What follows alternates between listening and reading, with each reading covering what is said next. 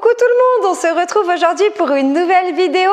Je vais vous parler du four Ninja Foodi 10 en 1. Nous verrons ensemble dans cette vidéo les différentes fonctions de l'appareil, mais aussi les caractéristiques générales, ses avantages ou ses inconvénients. Bref, je vous dis tout ce qu'il y a à savoir sur ce nouveau four Ninja Foodi 10 en 1. C'est juste après le générique. C'est parti!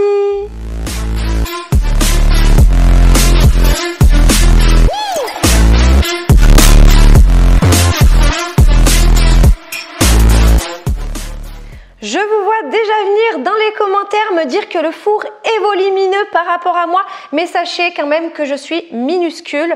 Donc oui, le four est grand, mais je suis aussi très petite. Le four Ninja Foodi 10 en 1 est vendu avec la notice d'utilisation qui est entièrement écrite en français. Et à l'achat du four, vous recevez également le livre complet, donc avec les recettes, mais aussi les tableaux de cuisson. Et ça, c'est cool parce que les tableaux de cuisson, vous pouvez tout trouver facilement, tous les aliments.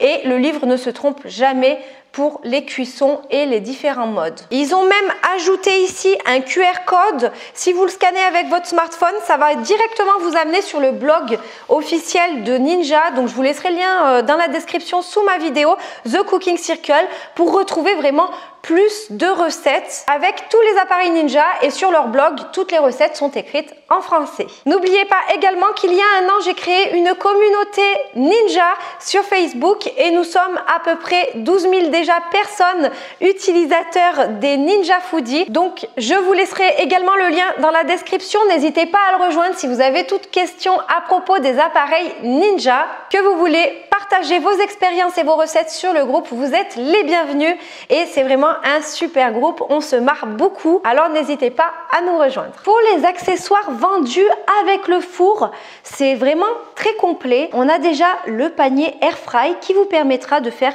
toutes vos fritures sans huile ou avec très peu d'huile. Vous pouvez faire par exemple des frites, des donuts, des beignets, bref, des ailes de poulet, ce que vous voulez, aussi bien pour des aliments frais ou des aliments congelés. Sur ce nouveau modèle 10 en 1, vous avez également cette plaque de rôtissage. Quand vous allez faire rôtir vos légumes ou vos viandes, vous devrez placer la plaque de rôtissage sur la plaque de cuisson, qui fait que quand vous allez cuire et faire rôtir, vous avez toute l'huile qui va tomber en dessous. Cette plaque va vous permettre vraiment de récupérer toutes les graisses des aliments frits ou rôtis et ainsi d'éviter de la fumée dans votre four, des éclaboussures, et aussi ça vous évite clairement de pourrir l'intérieur de votre four. On retrouve également la plaque de cuisson, dite le lèche-frites, que vous retrouvez dans votre four traditionnel ou bien dans le four Ninja Foodi 8 en 1. Sur ce nouveau modèle, vous avez également deux grilles de cuisson et ça c'est vraiment cool parce que du coup vous allez pouvoir cuire sur plusieurs niveaux. Et pour finir, le plateau ramasse-miettes pour éviter les salissures sur la partie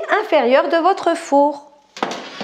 Il est recommandé de laver tous les éléments du four à la main à de l'eau savonneuse pour conserver une meilleure durée de vie de votre produit. Moi, je vous recommande personnellement d'utiliser du liquide vaisselle avec de l'eau chaude ou bien des produits tels que le vinaigre blanc, le citron et aussi le pchit au savon de Marseille. Ça fonctionne très bien. Et si vraiment il y a des salissures qui persistent sur vos plaques de cuisson, vous pouvez les laisser tremper dans de l'eau savonneuse et ensuite ça se retirera assez facilement. Avant la toute première utilisation, il faut enlever tous les éléments, donc les laver à la main, les sécher, les remettre dans le four et programmer le mode roast à 230 degrés pendant 20 minutes sans aucun aliment à l'intérieur. Passons maintenant aux différents modes de ce four. Pour les différents modes, vous avez premièrement le mode grill, donc pour faire griller vos viandes, vos poissons ou le dessus de vos gratins si vous en avez envie. Pour les températures du mode grill, c'est simplement en high ou en low. Je m'explique. High, ce qui correspond à une température de grill très forte, et low, ce qui va correspondre à une température de grill mais plus faible. Par exemple, on peut considérer qu'une viande ou un poisson va demander une très forte température. Donc si on veut le faire griller, on mettra en high. Et au contraire, si on veut faire griller des légumes ou le dessus d'un gratin, on pourrait mettre en l'eau. Ensuite, nous avons le mode Air Fry que vous devez maintenant tous connaître. C'est le mode de friture sans huile. Vous pouvez faire frire des aliments aussi bien frais que surgelés, il n'y a pas de souci. Et là, on va avoir un large choix donc de frites sans huile, des nuggets, du poulet, des beignets, bref, tous les aliments que vous allez faire frire, vous les ferez en Air Fry. Ensuite, on a une nouvelle fonction sur ce modèle 10 en 1 que l'on n'avait pas sur le four Ninja Foodi 8 en 1. Et ça, c'est une fonction quand même très intéressante, le Wall Roast. En fait, on peut traduire ça par un mode de rôtir plus, rôtir max. Mais ça, c'est vraiment pour rôtir des grosses pièces de viande. Sur 2 niveaux, par exemple, vous allez cuire votre gros poulet de 2,5 kg et vos légumes juste en dessous en accompagnement. Ou sinon, vous avez la possibilité de faire cuire une énorme dinde de 5,5 kg si vous en avez envie. Mais là, du coup, ça sera la dinde seule, je pense, sans les légumes. Ensuite, nous avons le mode roast. Donc, on avait très bien aussi sur le four Ninja Foodi 8 en 1. Je pense que c'est le mode que je préfère en tous les cas, c'est le mode que j'utilise le plus. Je vous explique pourquoi. Le mode roast, ça correspond à rôtir. Donc vous pouvez rôtir des légumes, de la viande, mais aussi ce mode est excellent pour la pâtisserie qui demande de la précision. C'est en fait le mode où le ventilo à l'intérieur va être le plus performant. Donc on peut considérer ça à une chaleur tournante plus. Du coup, pour les macarons où il faut impérativement une chaleur tournante, c'est le best du best. Moi, j'ai fait ma galette des rois, mes macarons, des choux et franchement, je n'ai jamais raté avec le mode roast. On dirait vraiment que le mode roast, c'est comme pour un four professionnel et ça, c'est le gros avantage. Et pour le mode roast ou même le mode bake, vous pouvez cuire vos petits biscuits sur 2 niveaux et ce qui est vraiment trop cool, c'est que quand vous allez cuire vos biscuits ou autres, les 2 niveaux seront vraiment uniformes. Ils auront la même couleur, c'est-à-dire que si vous faites cuire pendant par exemple 15 minutes vos biscuits, ceux du haut ne seront pas plus dorés que ceux du bas. Vous n'aurez pas besoin de, après, prendre la plaque du bas pour la remonter. Non, vous mettez 15 minutes et tous les biscuits sont exactement pareil, donc ça c'est vraiment un gros point positif. Ensuite on retrouve le mode bake. Le mode bake c'est tout simplement le mode four classique. Ça correspond à mon sens plus à une chaleur de four statique. Donc c'est super pour vos gâteaux favoris. Vous pouvez faire des cookies, des biscuits maison sur 2 niveaux aussi. Ensuite nouveau mode de ce four 10 en 1 par rapport au 8 en 1. C'est le mode pizza. Là pareil, on va pouvoir faire cuire 2 pizzas sur 2 niveaux différents. Donc vous allez gagner quand même du temps. Et pareil, vous pouvez utiliser des pâtes à pizza maison ou des pâtes à pizza surgelées, il n'y a aucun souci.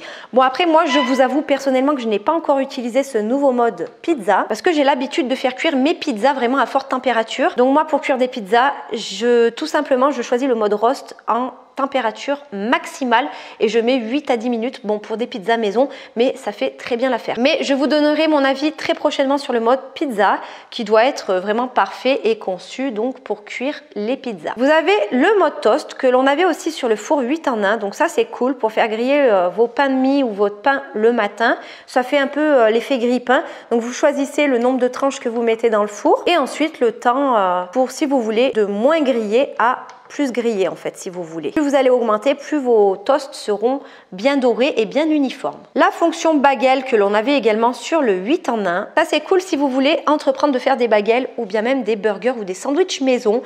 Vous avez juste à mettre vos pains sur les grilles et ça va venir les toaster directement. Nouvelle fonction de ce four 10 en 1, la fonction reheat et ça c'est cool parce que du coup vous allez pouvoir réchauffer vos restes en un temps record mais avec une température quand même assez douce. Il n'y aura pas de surcuisson pour ce mode reheat et ça c'est vraiment très bien. Pour finir, la fonction déshydratation qui vous permettra de déshydrater des fruits secs, de la viande, des légumes, des herbes aromatiques, peu importe, pour vous faire des encas assez sains. Moi ce que j'aime bien faire, je l'avais déjà dit, je fais déshydrater mes herbes aromatiques, ensuite je les mixe et je me fais des petits pots d'épices. Vous pouvez très bien faire ça aussi avec vos oignons, votre ail pour vous faire des pots d'épices, même vos poivrons, c'est très bon et très pratique. Les boutons et le panneau d'affichage de ce four 10 en 1 se trouvent sur la poignée. Je trouve ça hyper stylé et hyper pratique. Je m'excuse un peu, ça reflète, mais du coup, je n'avais pas d'autre choix pour bien vous montrer de plus près. Du coup, le bouton ici pour l'allumer ou pour l'éteindre. Ici, pour choisir les différentes fonctions. Regardez, quand vous appuyez, vous pouvez changer de fonction avec les boutons qui se trouvent juste là. Donc ici, à ce niveau-là, c'est le time, donc pour régler le nombre de temps que vous voulez faire cuire vos aliments. Ici, tout simplement, les températures. Et là, le bouton pour enclencher. voyez. Ici, vous avez la lampe, le level 2, donc où c'est marqué le level avec le 2.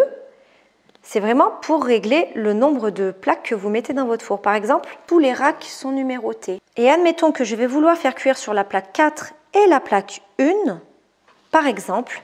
Je vais refermer et c'est ici que je vais venir appuyer pour programmer la plaque 4 et la plaque 1. Par contre, faites attention, n'oubliez pas quand vous avez de la nourriture sur plusieurs niveaux de bien programmer les racks. Ça m'est déjà arrivé d'oublier et si vous voulez, j'ai fait des macarons sur 2 plaques différentes et j'avais oublié et en course cuisson, j'ai bien mis les 2 racks parce que du coup, j'avais des macarons qui commençaient à être un peu bizarroïdes au niveau de la forme et je ne comprenais pas pourquoi et en fait, je n'avais pas réglé le nombre de racks. Donc, n'oubliez pas de le faire. Le four 10 en 1 est garanti 2 ans. Je vous laisserai le lien du produit dans la barre d'infos sous ma vidéo. Et les températures de ce four vont de 30 degrés jusqu'à 230 degrés. Même si je pense que pour le mode grill, il n'indique pas une température en chiffres, mais en high ou low. Je pense qu'en high, ça atteint bien les 240 degrés. Alors moi, j'ai mesuré le four. J'ai pris les dimensions extérieures, mais aussi les dimensions à l'intérieur. Et je vais toutes vous les donner. Parce que c'est vrai que c'est intéressant pour vous si vous n'avez pas de four traditionnel chez vous. Ce four peut très bien remplacer un four traditionnel à condition que vos plats que vous avez chez vous rentrent bien dedans. Donc du coup, je vais vous donner toutes les dimensions. Pour les dimensions extérieures, alors ici, vous avez la poignée, donc du devant jusqu'au derrière. Vous êtes à 50 cm. Comptez bien 50 cm si vous décidez de le prendre pour l'encastrer, par exemple, dans une case. En largeur, comptez 43 cm. Et en hauteur, donc de mon plan de travail à ici, il y a 34 cm. Voilà pour les dimensions extérieures et globales du four 10 en 1. Pour les dimensions intérieures, donc en largeur, donc de ce côté à celui-ci, vous êtes à 35 cm. Pour la profondeur, donc du fond vraiment du four jusqu'à devant, vous êtes à 30 cm. Et pour la hauteur, on est environ à 24 cm. Alors moi perso, ce que je trouve cool, c'est que il est vraiment très simple à utiliser ce four et puis il est surtout très polyvalent. Franchement, quand on a ce four, on peut se passer de plein d'autres appareils et on peut se passer de notre four traditionnel très bien aussi. D'ailleurs, moi j'utilise plus du tout mes plaques ni mon four. Donc au niveau de la consommation, si vous voulez, je ne suis pas du tout perdante et je paye pas plus cher et pourtant j'ai toujours 10 appareils qui tournent jour et nuit tous ensemble. Bon, je fais pas tourner les 10 en même temps, mais des fois il y en a bien 3 ou 4 qui tournent en même temps et au niveau de mes consommations, je m'y retrouve. Et puis si vos moules ou vos plats à gratin que vous avez déjà chez vous sont des bonnes dimensions et rentrent dedans, vous pouvez parfaitement vous passer largement de votre four traditionnel. Et si vous n'avez pas encore de four traditionnel, moi je vous recommande vivement de vous prendre plutôt celui-là plutôt qu'un autre parce que les cuissons sont vraiment perfectes. C'est impeccable, c'est jamais raté. Parfois je fais le test, je fais un peu de macarons dans mon four trad et un peu de macarons dans les fours ninja et franchement les fours ninja ils sont au top et dans mon four traditionnel parfois je peux me rater. C'est pas automatique mais souvent mes pâtisseries peuvent être loupées dans mon four traditionnel. Or dans les fours ninja, pour la pâtisserie c'est le top. Après même pour les plats salés j'ai envie de vous dire, mais en ce qui concerne vraiment la précision, c'est extrêmement précis et ça j'apprécie énormément avec les fours ninja, que ce soit le petit 8 en 1 ou le grand 10 en 1. D'ailleurs, si vous voulez un très bon four et que vous n'avez pas de place, prenez le 8 en 1 parce qu'il se range vraiment à la verticale. J'avais déjà fait une précédente vidéo et si vraiment vous avez la place, vaut mieux prendre le 10 en 1. Après, pour le design, il est très épuré. Moi, je le trouve magnifique. Je trouve vraiment que ça fait vraiment four professionnel. Et franchement, je kiffe le design et la beauté aussi des produits Ninja. La capacité de cuisson et la hauteur du four 10 en 1 sont très intéressantes. On a une belle capacité de produit. On peut cuire rapidement et on peut cuire beaucoup. Donc ça aussi, c'est cool. Et les cuissons sont surtout très rapides. Celui-ci, il met que 90 secondes en temps de préchauffage, donc ça va relativement vite. Le petit 8 en 1 est encore plus rapide et il met que 60 secondes en temps de préchauffage et c'est vraiment des fusées et franchement rien à dire, tout ressort impeccablement bien cuit. Pour être honnête avec vous, moi les seuls petits hicks que j'ai pu constater sur le four 10 en 1, c'est déjà d'une part qui prend de la place. Donc c'est sûr que si vous avez une petite cuisine tout ric-rac, vous allez peut-être pas pouvoir vous le prendre du coup parce que ça va pas vous arranger au niveau de votre place. Et deuxième petit hic à mon sens, c'est aussi le nettoyage. Je m'explique. Moi perso, j'aime trop nettoyer mes produits et ça me pose aucun problème de tout nettoyer à la main. Il y a des gens, ils vont avoir la flemme donc ça va les saouler si vous voulez de laver les plaques de cuisson à la main. Mais c'est aussi que ça se salit quand même assez vite, surtout si vous faites beaucoup de graisse, beaucoup de friture, ces choses-là. Mais en fait, quand vous finissez d'utiliser votre produit, vous le débranchez, vous attendez bien qu'il refroidisse et à ce moment-là, il ne faut pas avoir la flemme. En vrai, il faut le nettoyer direct et tout de suite maintenant.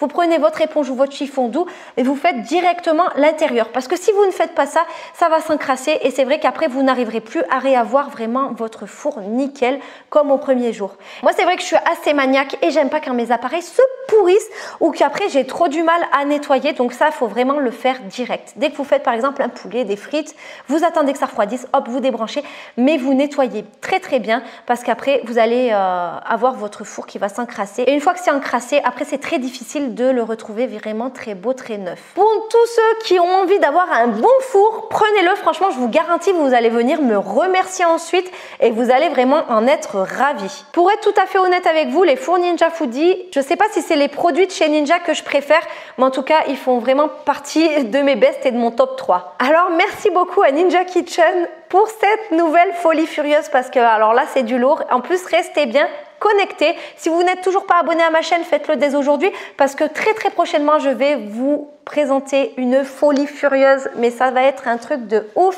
Je vais vous montrer le tout nouveau autocuiseur Ninja Foodi Max Smart Lid 14 en 1 et là vous allez devenir ouf, vous allez péter les plombs parce que là il y a du lourd qui arrive vraiment sur la chaîne.